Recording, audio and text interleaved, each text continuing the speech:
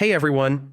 Today I'm going to show you how to use Notion shortcuts, the full step-by-step guide for 2026. Shortcuts make working in Notion way faster, whether you're creating pages, formatting text, or organizing databases.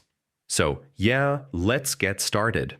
First, the basics. Notion uses keyboard shortcuts for almost everything. For example, Ctrl plus N on Windows or CMD plus N on Mac creates a new page instantly. You can also press Ctrl Shift A or Command Shift A to add a new block quickly, like a heading, paragraph, or to-do list. These little tricks save tons of time.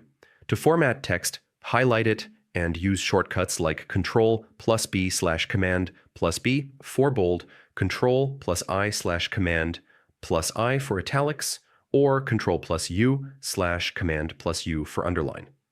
You can also turn text into headings with Ctrl plus Alt plus 1 slash 2 slash 3 or Command plus Option plus 1 slash 2 slash 3 for H1, 2, 3, H2, and H3 headings.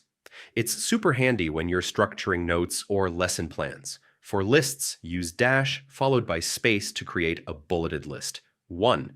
For numbered lists, or square brackets for to-do checkboxes. Combine that with Tab and Shift plus Tab to indent or unindent items. This is awesome for creating nested lists quickly. Navigation shortcuts are key too. Press Ctrl plus P slash Command plus P to search for pages fast. Use Ctrl plus Shift plus L slash Command plus Shift plus L to toggle dark mode, or Ctrl plus Shift plus M slash Command plus Shift plus M to open comments. Once you memorize the most common ones, navigating. Notion feels almost instant. Another great shortcut is duplicating blocks. Select a block, then press Ctrl D slash Command D to copy it. Perfect for templates or repeating content.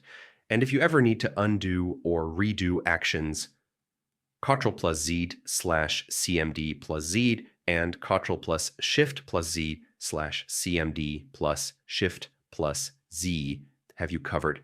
So yeah, that's the full step-by-step guide to using Notion shortcuts in 2026.